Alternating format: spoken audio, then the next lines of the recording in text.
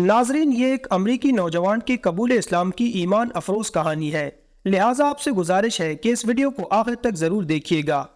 ناظرین، وہ امریکی ریاست ٹیکساس کا ایک عیسائی نوجوان تھا۔ بیماری کے باعث پورا جسم مفلوج ہو گیا تھا اور تقریباً 10 سال سے ایک نرسنگ ہوم کے بستر پر پڑا تھا۔ گھر والوں نے اس کو ایک کمپیوٹر لے کر دیا تھا جو آواز یعنی وائس کمانڈ پر چلتا تھا۔ یہی کمپیوٹر اس کا واحد سہارا تھا، اسی سے وہ آواز کے ذریعے چیزیں سرچ کرتا۔ نرسنگ ہوم میں اس کا ایک مریض دوست بھی تھا جس کو جگر کے ٹرانسپلانٹ کی ضرورت تھی۔ ایک دن اس کے دوست کو اطلاع دی گئی کہ ایک ڈونر مل گیا ہے۔ وہ بہت خوش ہوا اور اس نے کہا کہ رابرٹ، میں تمہیں بہت یاد کروں گا، مگر اب مجھے جانا ہوگا۔ بدقسمتی سے دوست کا ٹرانسپلانٹ کامیاب نہ ہوا اور اس کی سرجری کے دوران ہی موت واقع ہو گئی۔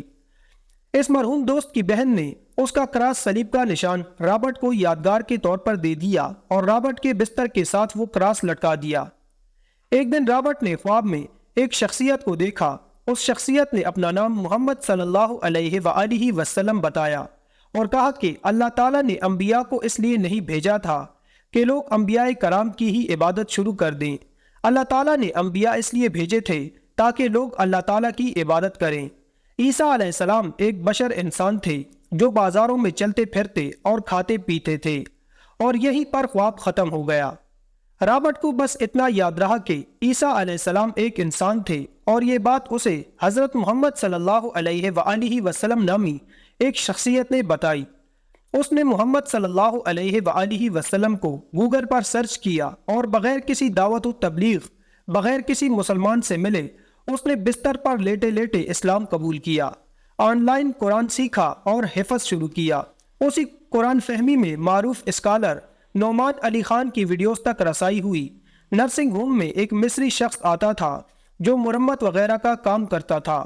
وہ اگرچہ پیدائشی مسلمان تھا مگر اب کوئی مذہبی نہیں رہا تھا، حتیٰ کہ جمعہ اور عید کی نماز پڑھنے بھی نہیں جاتا تھا کیونکہ سب سے قریبی مسجد بھی 50 میل دور تھی۔ ایک دن وہ رابرٹ کے کمرے کے پاس سے گزرا تو اس نے تلاوت کی آواز سنی، وَالْعَصْرِ إِنَّ الْإِنسَانَ لَفِي خُسْرٍ۔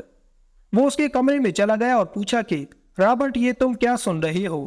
رابرٹ نے کہا کہ میں سن نہیں رہا، میں خود تلاوت کر رہا ہوں۔ مصری نے حیرت سے پوچھا، کیا تم مسلمان ہو؟ رابرٹ نے جواب دیا، الحمدللہ۔ مصری شخص کو جھٹکا سا لگا کہ اللہ تعالیٰ کیسے ایک شخص کو ہدایت سے نوازتا ہے۔ ایک بندہ جو امریکہ کے گاؤں میں نرسنگ ہوم میں معذور لیٹا ہے، اس کے بستر سے صلیب کا نشان لٹک رہا ہے اور اس میں اس کو اتارنے کی بھی طاقت نہیں ہے۔ مصری نے کہا کہ میں بھی اپنے رب کی طرف لوٹنا چاہتا ہوں۔ رابرٹ نے اسے نعمان علی خان کی ویڈیوز کا بتایا۔ یہ مصری شخص رابرٹ کی دعوت سے واپس اسلام میں آیا۔ پھر ایک دن نعمان علی خان سے ایک جگہ ملا اور اس کو رابرٹ کی کہانی سنائی۔ اس کہانی نے نعمان علی خان سمیت بینا انسٹیٹیوٹ کے ہر بندے کو ہلا کر رکھ دیا۔ مسلمان اس سے ملنے نرسنگ ہوم گئے اور اس ملاقات میں کوئی ایسا نہیں تھا جس کی آنکھوں میں آنسو نہ ہوں۔ اگر اللہ تعالیٰ رابرٹ کو ہدایت دے سکتے ہیں تو کسی کو بھی ہدایت مل سکتی ہے، بس نیت خالص ہو۔ طویل بیماری کے بعد آج رابرٹ ڈیویلا کا انتقال ہو گیا۔ وہ کہتا تھا کہ میں کبھی کبھی سوچتا ہوں کہ مجھے یہ بیماری کیوں ہوئی، پھر میں اس سوچ کو جھٹک دیتا ہوں کہ اللہ تعالیٰ نے مجھے اتنا کچھ عطا کیا، ہدایت دی، اسلام دیا۔ اگر اسلام کی طرف لانے میں یہ معذوری میری مددگار ثابت ہوئی تو یہ برا سودا نہیں۔ یقین جانیے، اگر کوئی انسان یہ شکوہ کر سکتا کہ اگر خدا ہوتا تو میں اس حال میں کیوں ہوتا، تو وہ گردن سے نیچے تک کے معذور جسم والا یہ انسان رابرٹ ہوتا۔ لیکن وہ اس حال میں ہوتا کہ اس سے زیادہ پرنور اور پرسکون چہرہ کوئی اور نہیں دیکھا گیا۔